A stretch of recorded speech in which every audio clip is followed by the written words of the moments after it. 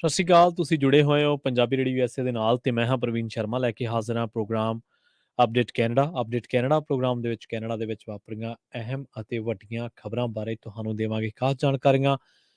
ਜਿਸ ਪ੍ਰੋਗਰਾਮ ਦੇ ਵਿੱਚ ਅੱਗੇ ਵਧਣ ਤੋਂ ਪਹਿਲਾਂ ਧੰਨਵਾਦ ਕਰਦੇ ਚੱਲੀਏ ਸਪਾਂਸਰਸ ਦਾ। ਖਾਲਸਾ ਇੰਸ਼ੋਰੈਂਸ ਏਜੰਸੀ ਵਾਲੇ ਜਿਨ੍ਹਾਂ ਤੋਂ ਤੁਸੀਂ ਹਰ ਤਰੀਕੇ ਦੀ ਇੰਸ਼ੋਰੈਂਸ ਲੈ ਸਕਦੇ ਹੋ। ਇੰਸ਼ੋਰੈਂਸ ਬਾਰੇ ਪਤਾ ਕਰਨ ਦੇ ਲਈ ਉਹਨਾਂ ਦਾ ਨੰਬਰ ਹੈ 408 272 2500 ਕੈਲੀਫੋਰਨੀਆ ਦੇ ਵਿੱਚ ਤੇ ਨਾਲੋਂ ਨਾਲ ਅਮਰੀਕਾ ਦੇ ਵਿੱਚ ਸੇਵਾਵਾਂ ਦਿੰਦੇ ਨੇ। ਅਮਰੀਕਾ ਭਰ ਦੇ ਵਿੱਚ ਚਾਹੇ ਕਵਰਡ ਕੈਲੀਫੋਰਨੀਆ ਦੀ ਗੱਲ ਹੋਏ ਤੇ ਚਾਹੇ ਓਬਾਮਾ ਕੇਅਰ ਦੀ ਗੱਲ ਹੋਏ, ਅਮਰੀਕਾ ਭਰ ਦੇ ਵਿੱਚ ਇਹਨਾਂ ਸੇਵਾਵਾਂ ਦਾ ਲਾਭ ਉਠਾਉਣ ਦੇ ਲਈ ਅੱਜ ਹੀ ਡਾਇਲ ਕਰੋ 408 272 2500। ਟਰਕੀ ਨਾ ਇਮੀਗ੍ਰੇਸ਼ਨ ਲਾ ਫਰਮ ਵਾਲੇ ਜੇ ਟਰਕੀ ਹੈ ਨਾ US ਇਮੀਗ੍ਰੇਸ਼ਨ ਬਾਬਤ ਤੁਹਾਡਾ ਕੋਈ ਸਵਾਲ ਹੈ, ਕੋਈ ਸਲਾਹ ਕਰਨੀ ਹੈ ਤਾਂ ਟੋਰਨੀ ਟਰਕੀ ਇਹਨਾਂ ਦੇ ਨਾਲ ਤੁਸੀਂ 415 909 0503 ਤੇ ਗੱਲ ਕਰ ਸਕਦੇ ਹੋ। ਬਿਸਲਾ ਫੈਮਿਲੀ ਫ੍ਰੈਜ਼ਨੋ ਤੋਂ ਇਹਨਾਂ ਸਾਰੇ ਹੀ ਸਪਾਂਸਰਸ ਦਾ ਬਹੁਤ ਬਹੁਤ ਧੰਨਵਾਦ। ਤੇ ਜੇਕਰ ਤੁਸੀਂ ਵੀ ਇਹਨਾਂ ਪ੍ਰੋਗਰਾਮਾਂ ਨੂੰ ਸਪਾਂਸਰ ਕਰਨਾ ਚਾਹੁੰਦੇ ਹੋ ਤਾਂ ਸਟੂਡੀਓ ਦਾ ਨੰਬਰ ਹੈ 408 272 5200। ਅਪਡੇਟ ਕੈਨੇਡਾ ਪ੍ਰੋਗਰਾਮ ਦੀ ਸ਼ੁਰੂਆਤ ਕਰਾਂਗੇ ਪੰਜਾਬੀ ਭਾਈਚਾਰੇ ਦੇ ਨਾਲ ਜੁੜੀ ਇੱਕ ਖਬਰ ਤੋਂ। ਬੀਤੇ ਦਿਨੀ ਕੈਲਗਰੀ ਦੇ ਪੂਰਬ ਦੇ ਵਿੱਚ ਟਰਾਂਸ ਕੈਨੇਡਾ ਹਾਈਵੇ ਤੇ ਇੱਕ ਸੈਮੀ ਟਰੱਕ ਦੋ ਹੋਰ ਪਾਰਕ ਕੀਤੇ ਸੈਮੀ ਟਰੱਕਾਂ ਦੇ ਨਾਲ ਟਕਰਾ ਗਿਆ ਸੀ, ਜਿਸ ਕਰਕੇ ਇੱਕ ਜਣੇ ਦੀ ਮੌਤ ਹੋ ਗਈ ਸੀ ਅਤੇ 3 ਹਸਪਤਾਲ ਦੇ ਵਿੱਚ ਜ਼ੇਰੇ ਇਲਾਜ ਨੇ। ਹਾਦਸੇ ਦੇ ਵਿੱਚ ਜਿਹੜੇ ਵਿਅਕਤੀ ਦੀ ਮੌਤ ਹੋਈ ਹੈ ਉਹਦੀ ਪਛਾਣ 29 ਸਾਲਾ ਹਰਮੀਤ ਸਿੰਘ ਵਜੋਂ ਕੀਤੀ ਗਈ ਹੈ। RCMP ਦੇ ਦੱਸਣ ਮੁਤਾਬਕ ਤੀਜੇ ਸੈਮੀ ਟਰੱਕ ਨੇ ਖੜੇ ਸੈਮੀ ਟਰੱਕਾਂ ਦੇ ਵਿੱਚੋਂ ਇੱਕ ਦੇ ਪਿਛਲੇ ਹਿੱਸੇ ਦੇ ਵਿੱਚ ਟੱਕਰ ਮਾਰ ਦਿੱਤੀ ਸੀ। ਨਤੀਜੇ ਵਜੋਂ ਉਸ ਦੇ ਅੱਗੇ ਵਾਲੇ ਸੈਮੀ ਟਰੱਕ ਦੇ ਵਿੱਚ ਧੱਕ ਦਿੱਤਾ ਸੀ।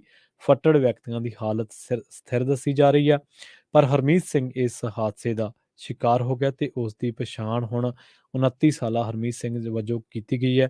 ਤੇ ਇਸ ਖਬਰ ਦੇ ਸਾਹਮਣੇ ਆਉਣ ਦੇ ਨਾਲ ਹਰਮੀਤ ਸਿੰਘ ਦੇ ਜਿੱਥੇ ਰਿਸ਼ਤੇਦਾਰਾਂ ਤੇ ਭਾਈਚਾਰੇ ਦੇ ਵਿੱਚ ਸੋਗ ਦੀ ਲਹਿਰ ਹੈ, ਉੱਥੇ ਹੀ ਉਹਨਾਂ ਦੇ ਨਾਲ ਟਰੱਕਿੰਗ ਇੰਡਸਟਰੀ ਦੇ ਵਿੱਚ ਜੁੜੇ ਜਿਹੜੇ ਉਹਨਾਂ ਦੇ ਦੋਸਤ ਮਿੱਤਰ ਨੇ ਉਹਨਾਂ ਨੂੰ ਵੀ ਇਸ ਖਬਰ ਨੇ ਹਿਲਾ ਕੇ ਰੱਖ ਦਿੱਤਾ। ਗੱਲ ਕਰਦੇ ਹਾਂ ਮੇਜਰ ਜਨਰਲ ਡੈਨੀ ਫੋਰਟਨ ਦੇ ਮਾਮਲੇ ਦੀ। ਡੈਨੀ ਫੋਰਟਨ ਦੇ ਮਾਮਲੇ ਦੇ ਵਿੱਚ ਜਿਨਸੀ ਹਮਲੇ ਦੇ ਦੋਸ਼ਾਂ ਤੋਂ ਬਰੀ ਕੀਤਾ ਗਿਆ। ਪਿਛਲੇ ਸਾਲ ਦੇ ਅੰਤ ਦੀ ਗੱਲ ਹੈ ਜਦੋਂ ਜਿਨਸੀ ਹਮਲੇ ਦੇ ਦੋਸ਼ਾਂ ਤੋਂ ਬਰੀ ਕੀਤੇ ਜਾਣ ਤੋਂ ਬਾਅਦ ਹੁਣ ਕੈਨੇਡੀਅਨ ਫੌਜ ਨੇ ਵੀ ਇਸ ਗੱਲ ਉੱਤੇ ਮੋਹਰ ਲਾ ਦਿੱਤੀ ਹੈ ਕਿ ਮੇਜਰ ਜਨਰਲ ਡੈਨੀ ਫੋਰਟਨ ਕਿਸੇ ਤਰ੍ਹਾਂ ਦੇ ਜਿਨਸੀ ਸ਼ੋਸ਼ਣ ਦੇ ਮਾਮਲੇ ਦੇ ਵਿੱਚ ਸ਼ਾਮਲ ਨਹੀਂ ਸੀ। ਕੈਨੇਡੀਅਨ ਆਰਮਡ ਫੋਰਸਸ ਦੇ ਬੁਲਾਰੇ ਡੈਨੀਅਲ ਲੀ ਬੋਲੀਥੀਅਰ ਨੇ ਇੱਕ ਬਿਆਨ ਜਾਰੀ ਕੀਤਾ ਤੇ ਆਖਿਆ ਕਿ ਇਸ ਮਾਮਲੇ ਦੇ ਕੀਤੇ ਗਏ ਮੁਲਾਂਕਣ ਤੋਂ ਬਾਅਦ ਕਿਸੇ ਵੀ ਤਰ੍ਹਾਂ ਦੀ ਪ੍ਰਸ਼ਾਸਕੀ ਕਾਰਵਾਈ ਜਾਂ ਫਿਰ ਪ੍ਰਸ਼ਾਸਕੀ ਮੁਲਾਂਕਣ ਦੀ ਲੋੜ ਮਹਿਸੂਸ ਨਹੀਂ ਹੋ ਰਹੀ। ਉਹਨਾਂ ਆਖਿਆ ਕਿ ਫੋਰਟਿਨ ਨੂੰ ਉਹਨਾਂ ਦੇ ਰੈਂਕ ਅਤੇ ਤਜਰਬੇ ਦੇ ਹਿਸਾਬ ਦੇ ਨਾਲ ਢੁਕਵੀਂ ਡਿਊਟੀ ਦਿੱਤੀ ਜਾਵੇਗੀ, ਪਰ ਅਜਿਹਾ ਕਦੋਂ ਹੋਵੇਗਾ ਇਸ ਬਾਰੇ ਕੁਝ ਨਹੀਂ ਕਿਹਾ ਜਾ ਸਕਦਾ। ਉਹਨਾਂ ਆਖਿਆ ਕਿ ਉਹ ਇਹ ਮੰਨਦੇ ਨੇ ਕਿ ਇਹ ਇੱਕ ਲੰਮੀ ਅਤੇ ਮੁਸ਼ਕਲ ਪ੍ਰਕਿਰਿਆ ਸੀ ਤੇ ਇਸ ਮਾਮਲੇ ਦੇ ਨਾਲ ਜੁੜੇ ਸਾਰੇ ਲੋਕਾਂ ਉੱਤੇ ਇਸ ਨੇ ਡੂੰਘਾ ਅਸਰ ਪਾਇਆ। ਜ਼ਿਕਰਯੋਗ ਹੈ ਕਿ ਕਿਊਬਿਕ ਦੇ ਸਿਵਲੀਅਨ ਜੱਜ ਨੇ ਪਿਛਲੇ ਮਹੀਨੇ ਸੁਣਾਏ ਇਸ ਫੈਸਲੇ ਦੇ ਵਿੱਚ ਆਖਿਆ ਕਿ ਕਰਾਊਨ ਪ੍ਰੋਸੀਕਿਊਟਰ 1988 ਦੇ ਵਿੱਚ ਮਿਲਟਰੀ ਕਾਲਜ ਦੀ ਵਿਦਿਆਰਥਣ ਉੱਤੇ ਫੋਰਟਨ ਵੱਲੋਂ ਕੀਤੇ ਗਏ ਜਿਨਸੀ ਹਮਲੇ ਨੂੰ ਸ਼ੱਕ ਤੋਂ ਅਗਾਂਹ ਸਾਬਿਤ ਕਰਨ ਦੇ ਵਿੱਚ ਨਾਕਾਮਯਾਬ ਰਹੇ। ਇੱਥੇ ਦੱਸਣਾ ਬਣਦਾ ਕਿ ਜਿਸ ਸਮੇਂ ਫੋਰਟਨ ਉੱਤੇ ਜਿਨਸੀ ਹਮਲੇ ਦੇ ਸਬੰਧ ਦੇ ਵਿੱਚ ਦੋਸ਼ ਲਾਏ ਗਏ ਸਨ ਤਾਂ ਉਹ ਸਰਕਾਰ ਦੀ ਕੋਵਿਡ-19 ਵੈਕਸੀਨ ਵੰਡ ਮੁਹਿੰਮ ਦੇ ਹੈੱਡ ਸਨ। ਇਸ ਮਾਮਲੇ ਦੀ ਜਾਂਚ ਦੇ ਚੱਲਦਿਆਂ ਮਈ 2021 ਦੇ ਵਿੱਚ ਫੋਰਟਨ ਨੂੰ ਉਹਨਾਂ ਦੀ ਇਸ ਭੂਮਿਕਾ ਤੋਂ ਹਟਾ ਦਿੱਤਾ ਗਿਆ ਸੀ। ਇਸ ਤੋਂ ਬਾਅਦ ਫੋਰਟਨ ਵੱਲੋਂ ਫੈਡਰਲ ਅਦਾਲਤ ਦੀਆਂ ਵੱਖ-ਵੱਖ ਪ੍ਰੋਸੀਡਿੰਗਸ ਦੇ ਵਿੱਚ ਇਹ ਦਾਅਵਾ ਕੀਤਾ ਜਾਂਦਾ ਰਿਹਾ ਕਿ ਉਹਨਾਂ ਨੂੰ ਸਿਆਸੀ ਦਖਲਅੰਦਾਜ਼ੀ ਦੇ ਚੱਲਦਿਆਂ ਤੇ ਬਿਨਾਂ ਕਿਸੇ ਸਹੀ ਪ੍ਰਕਿਰਿਆ ਦੇ ਹਟਾਇਆ ਗਿਆ, ਪਰ ਸਰਕਾਰ ਵੱਲੋਂ ਫੋਰਟਨ ਦੇ ਇਹਨਾਂ ਦਾਅਵਿਆਂ ਨੂੰ ਮੂਲੋਂ ਨਕਾਰ ਦਿੱਤਾ ਗਿਆ ਸੀ।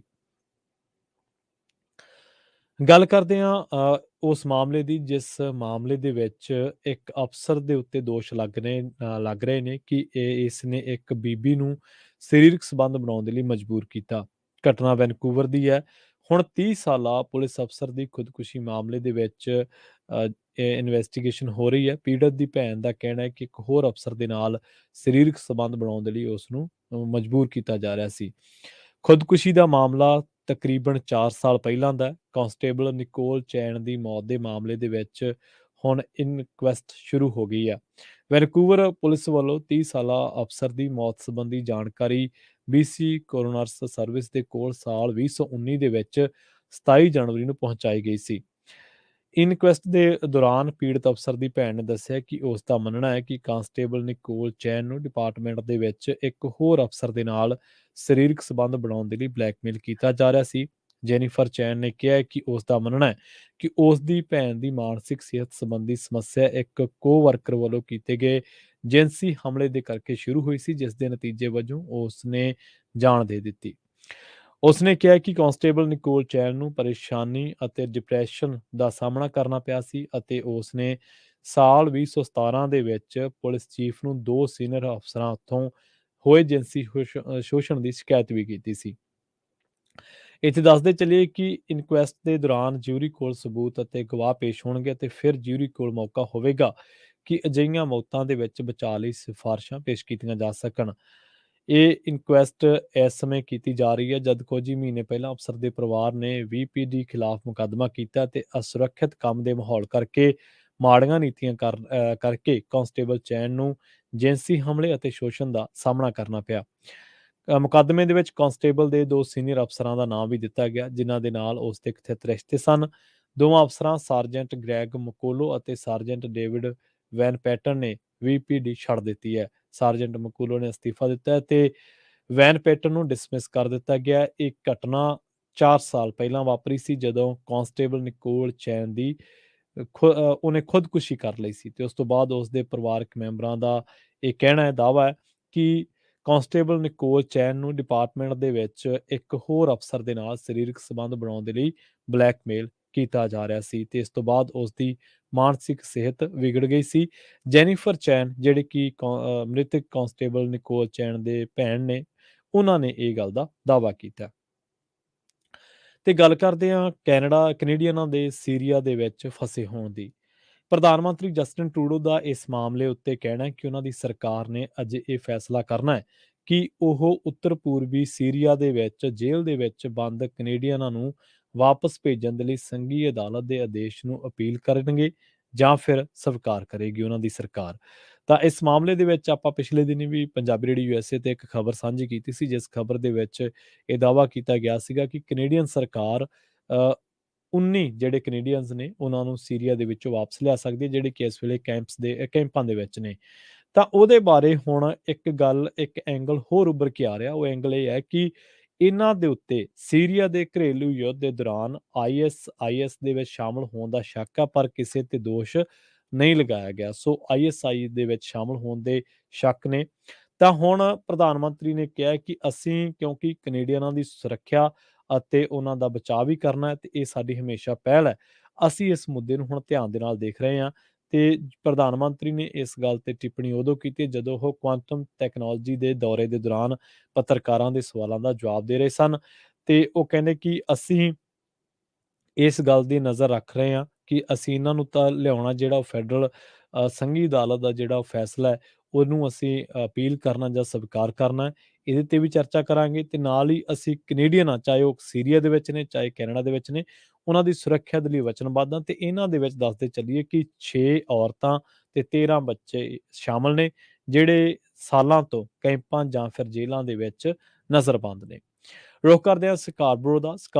ਸਕਾਰਬਰੋ ਦੇ ਵਿੱਚ ਕੈਨੇਡੀ ਸਟੇਸ਼ਨ ਦੇ ਨੇੜੇ ਇੱਕ ਬੱਸ ਦੇ ਵਿੱਚ 2 ਵਰਦੀਧਾਰੀ ਟੀਟੀਸੀ ਮੁਲਜ਼ਮਾਂ ਉੱਤੇ ਹਮਲਾ ਕਰਨ ਵਾਲੀਆਂ ਘੱਟੋ ਘੱਟ 15 ਟੀਨੇਜ ਕੁੜੀਆਂ ਦੀ ਟੋਰਾਂਟੋ ਪੁਲਿਸ ਵੱਲੋਂ ਭਾਲ ਕੀਤੀ ਜਾ ਰਹੀ ਹੈ।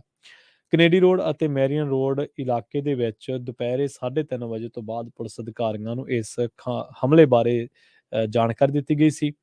ਪੁਲਿਸ ਅਧਿਕਾਰੀਆਂ ਨੇ ਦੱਸਿਆ ਕਿ 10 ਤੋਂ 15 ਟੀਨੇਜ ਕੁੜੀਆਂ ਨੇ ਟੀਟੀਸੀ ਬੱਸ ਉੱਤੇ ਸਵਾਰ 2 ਮੁਲਾਜ਼ਮਾਂ ਉੱਤੇ ਹਮਲਾ ਕਰ ਦਿੱਤਾ ਤੇ ਫਿਰ ਉੱਥੋਂ ਫਰਾਰ ਹੋ ਗਈਆਂ। ਪੁਲਿਸ ਨੇ ਇਸ ਗੱਲ ਦੀ ਵੀ ਪੁਸ਼ਟੀ ਕੀਤੀ ਹੈ ਕਿ ਇਹਨਾਂ ਮੁਲਜ਼ਮਾਂ ਨੂੰ ਬਹੁਤੀਆਂ ਸੱਟਾਂ ਨਹੀਂ ਲੱਗੀਆਂ। ਟੀਨੇਜ ਕੁੜੀਆਂ ਦੀ ਸਹੀ ਉਮਰ ਕਿੰਨੀ ਸੀ ਇਹਦੇ ਬਾਰੇ ਕਹਿਣਾ ਹਜੇ ਔਖਾ ਹੈ। ਸੋ ਇਸ ਮਾਮਲੇ ਦੇ ਵਿੱਚ ਹੁਣ ਪੁਲਿਸ ਵੱਲੋਂ ਜਾਂਚ ਕੀਤੀ ਜਾ ਰਹੀ ਹੈ ਤੇ ਉਹ ਟੀਟੀਸੀ ਦੇ ਬੁਲਾਰੇ ਨੇ ਦੱਸਿਆ ਕਿ ਅਸੀਂ ਪੂਰਾ ਸਹਿਯੋਗ ਕਰਾਂਗੇ। ਟ੍ਰਾਂਜ਼ਿਟ ਮੁਲਾਜ਼ਮਾਂ ਉੱਤੇ ਇਸ ਤਰ੍ਹਾਂ ਦੇ ਹਮਲੇ ਨੂੰ ਕ੍ਰਿਮੀਨਲ ਕੋਡ ਦੇ ਵਿਸ਼ੇਸ਼ ਪ੍ਰਬੰਧ ਦੇ ਤਹਿਤ ਰੱਖਿਆ ਜਾਂਦਾ ਹੈ। ਸੋ ਹੁਣ ਉਹਨਾਂ ਕੁੜੀਆਂ ਦੀ ਭਾਲ ਹੈ ਜੋ ਕਿ ਇਸ ਹਮਲੇ ਦੇ ਵਿੱਚ ਸ਼ਾਮਲ ਸਨ ਤੇ ਨਾਲ ਹੀ ਇਹ ਹੈ ਕਿ ਐਲਮਾ ਗਮਿਟਡ ਟ੍ਰਾਂਜ਼ਿਟ ਯੂਨੀਅਨ ਜਿਹਨੂੰ ਅਸੀਂ ATU ਵੀ ਕਹਿ ਦਿੰਦੇ ਹਾਂ ਲੋਕਲ 113 ਜੋ ਕਿ ਲਗਭਗ 12,000 ਟ੍ਰਾਂਜ਼ਿਟ ਵਰਕਰਾਂ ਦੀ ਨੁਮਾਇੰਦਗੀ ਕਰਦੀ ਹੈ ਉਸ ਵੱਲੋਂ ਵੀ ਇਸ ਗੱਲ ਦੀ ਪੁਸ਼ਟੀ ਕੀਤੀ ਗਈ ਹੈ ਕਿ ਹਮਲਾ ਕਰਨ ਵਾਲਿਆਂ ਦੇ ਵਿੱਚ ਕੁਝ ਟੀਨਏਜਰ ਮੁੰਡੇ ਵੀ ਸ਼ਾਮਲ ਹੋ ਸਕਦੇ ਨੇ। ਰੁੱਖ ਕਰਦੇ ਹਾਂ ਨਿਊ ਮਿੰਸਟਰ ਦਾ, ਜਿੱਥੇ ਚਾਕੂ ਦੇ ਨਾਲ ਹਮਲੇ ਦੇ ਵਿੱਚ ਜ਼ਖਮੀ ਨੇ ਇੱਕ ਬੱਸ ਦੇ ਵਿੱਚ ਦਾਖਲ ਹੋ ਕੇ ਆਪਣੀ ਜਾਨ ਬਚਾਈ ਹੈ। ਸ਼ੱਕੀ ਦੀ ਭਾਲ ਕੀਤੀ ਜਾ ਰਹੀ ਹੈ। ਨਿਊ ਮਿੰਸਟਰ ਪੁਲਿਸ ਡਿਪਾਰਟਮੈਂਟ ਦਾ ਕਹਿਣਾ ਹੈ ਕਿ ਚਾਕੂ ਦੇ ਨਾਲ ਹਮਲੇ ਦੀ ਵਾਰਦਾਤ ਦੇ ਮਾਮਲੇ ਦੇ ਵਿੱਚ ਲੋਕਾਂ ਤੋਂ ਜਾਣਕਾਰੀ ਸਾਂਝੀ ਕਰਨ ਦੀ ਅਪੀਲ ਕੀਤੀ ਜਾ ਰਹੀ ਹੈ। ਤੇ ਮਾਮਲਾ ਲੰਘੇ ਦਿਨ ਦਾ, ਜਦੋਂ ਪੁਲਿਸ ਨੂੰ ਦੱਸਿਆ ਗਿਆ ਸੀਗਾ ਕਿ ਇੱਕ ਵਿਅਕਤੀ ਤੇ ਚਾਕੂ ਦੇ ਨਾਲ ਕਈ ਵਾਰ ਕੀਤੇ ਨੇ। ਅਫਸਰਾਂ ਨੇ ਮੌਕੇ ਤੇ ਪਹੁੰਚ ਕੀਤੀ ਤੇ ਇੱਕ ਬੱਸ ਦੇ ਵਿੱਚ ਪੀੜਤ ਨੂੰ ਲੋਕੇਟ ਕੀਤਾ ਗਿਆ ਤੇ ਤੁਰੰਤ ਉਸ ਨੂੰ ਮੈਡੀਕਲ ਮਦਦ ਦਿੱਤੀ ਗਈ। ਅਫਸਰਾਂ ਨੂੰ ਪਤਾ ਲੱਗਿਆ ਕਿ ਪੀੜਤ ਨੂੰ ਨਿਊ ਵੈਸਟ ਦੇ ਕੋਲ ਪਾਰਕੇਡ ਦੇ ਵਿੱਚ ਲੁੱਟ ਦਾ ਨਿਸ਼ਾਨਾ ਬਣਾਇਆ ਗਿਆ ਸੀ ਅਤੇ ਉਸ ਉੱਤੇ ਹਮਲਾ ਕਰ ਦਿੱਤਾ ਗਿਆ। ਪੀੜਤ ਨੇ ਕਿਸੇ ਵੀ ਤਰ੍ਹਾਂ ਹਮਲਾਵਰ ਕੋਲੋਂ ਭੱਜ ਕੇ ਇੱਕ ਬੱਸ ਤੱਕ ਪਹੁੰਚ ਕੀਤੀ। ਸ਼ੱਕੀ ਹਮਲਾਵਰ ਬਾਰੇ ਦੱਸਿਆ ਗਿਆ ਕਿ ਉਸ ਦੀ ਉਮਰ 20 ਤੋਂ ਲੈ ਕੇ 40 ਸਾਲ ਦੇ ਦਰਮਿਆਨ ਹੋ ਸਕਦੀ ਹੈ ਅਤੇ ਕੱਦ ਤਕਰੀਬਨ 5 ਫੁੱਟ 7 ਇੰਚ ਹੈ ਤੇ ਸ਼ੱਕੀ ਕੋਕੇਸ਼ੀਅਨ ਮੂਲ ਦਾ ਵਿਅਕਤੀ ਦੱਸਿਆ ਗਿਆ। ਅਫਸਰ ਸ਼ੱਕੀ ਵਿਅਕਤੀ ਨੂੰ ਲੋਕੇਟ ਕਰਨ ਦੇ ਵਿੱਚ ਨਾਕਾਮ ਰਹੇ ਨੇ, ਪਰ ਦੱਸਿਆ ਜਾ ਰਿਹਾ ਕਿ ਨਿਊ ਵੈਸਟਮਿੰਸਟਰ ਪੁਲਿਸ ਡਿਪਾਰਟਮੈਂਟ ਦੇ ਫੋਰੈਂਸਿਕ ਆਇਡੈਂਟੀਫਿਕੇਸ਼ਨ ਯੂਨਿਟ ਨੇ ਇਲਾਕੇ ਨੂੰ ਵਧੇਰੇ ਸਬੂਤ ਇਕੱਤਰ ਕਰਨ ਦੇ ਲਈ ਖੰਗਾਲਿਆ। ਪੁਲਿਸ ਨੇ ਲੋਕਾਂ ਨੂੰ ਅਪੀਲ ਕੀਤੀ ਹੈ ਕਿ ਇਸ ਘਟਨਾ ਸੰਬੰਧੀ ਕਿਸੇ ਵੀ ਕੋਲੇ ਕੋਈ ਜਾਣਕਾਰੀ ਹੈ ਤਾਂ ਦੱਸਿਆ ਜ਼ਰੂਰ ਜਾਵੇ। ਤੇ ਗੱਲ ਕਰਦੇ ਹਾਂ ਕਰੋਨਾ ਮਹਾਮਾਰੀ ਦੀ। ਚੀਨ ਦੇ ਵੁਹਾਨ ਤੋਂ ਸ਼ੁਰੂ ਹੋ ਕੇ ਦੁਨੀਆ ਭਰ ਦੇ ਵਿੱਚ ਕਹਿਰ ਮਚਾਉਣ ਵਾਲੀ ਕਰੋਨਾ ਮਹਾਮਾਰੀ ਨੇ ਕੈਨੇਡਾ ਦੇ ਵਿੱਚ ਵੀ ਤਰਥੱਲੀ ਮਚਾ ਦਿੱਤੀ ਸੀ। ਇਸ ਮਹਾਮਾਰੀ ਦੇ ਨਾਲ ਦੇਸ਼ ਭਰ ਦੇ ਵਿੱਚ ਹੋਈਆਂ ਮੌਤਾਂ ਦੇ ਅੰਕੜੇ ਜਾਰੀ ਕੀਤੇ ਗਏ ਨੇ, ਜਿਸ ਨੇ ਸਾਰੇ ਦੇਸ਼ ਵਾਸੀਆਂ ਨੂੰ ਹੈਰਾਨ ਕਰਕੇ ਰੱਖ ਦਿੱਤਾ ਹੈ।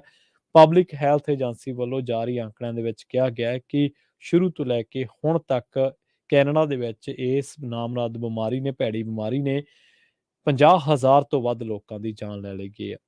ਜਿਹੜਾ ਹੁਣ ਡੈਥ ਟੋਲ ਰਿਲੀਜ਼ ਕੀਤਾ ਗਿਆ ਉਹਦੇ ਵਿੱਚ ਇਹ ਗੱਲ ਕਹੀ ਗਈ ਹੈ ਕਿ 50,135 ਲੋਕਾਂ ਨੇ ਜਿਹੜੀ ਹੈ ਕੋਰੋਨਾ ਕਰਕੇ ਆਪਣੀ ਜਾਨ ਗਵਾਈ ਹੈ। ਜੇਕਰ ਗੱਲ ਕਰੀਏ ਪਬਲਿਕ ਹੈਲਥ ਏਜੰਸੀ ਕੈਨੇਡਾ ਦੇ ਅੰਕੜਿਆਂ ਦੀ, ਤਾਂ ਇਹਨਾਂ ਨੇ ਇਸ ਗੱਲ ਦਾ ਦਾਅਵਾ ਕੀਤਾ। ਇਸ ਦੇ ਨਾਲ ਹੀ ਪ੍ਰੋਗਰਾਮ ਅਪਡੇਟ ਕੈਨੇਡਾ ਨੂੰ ਆਪਾਂ ਇੱਥੇ ਹੀ ਸਮਾਪਤ ਕਰਾਂਗੇ। ਸਮਾਂ ਇਜਾਜ਼ਤ ਨਹੀਂ ਦਿੰਦਾ। ਮੈਨੂੰ ਪ੍ਰਵੀਨ ਸ਼ਰਮਾ ਨੂੰ ਇੱਥੇ ਦੇ ਇਜਾਜ਼ਤ। ਜੁੜੇ ਰਹੋ ਪੰਜਾਬੀ ਰੇਡੀਓ USA ਦੇ ਨਾਲ। ਤੇ ਆਖਿਰ ਦੇ ਵਿੱਚ ਇੱਕ ਵਾਰ ਫਿਰ ਤੋਂ ਤੁਹਾਨੂੰ ਸਭ ਨੂੰ ਪਿਆਰ ਸਤਿਕਾਰ ਸਹਿਤ ਸਤਿ ਸ਼੍ਰੀ ਅਕਾਲ।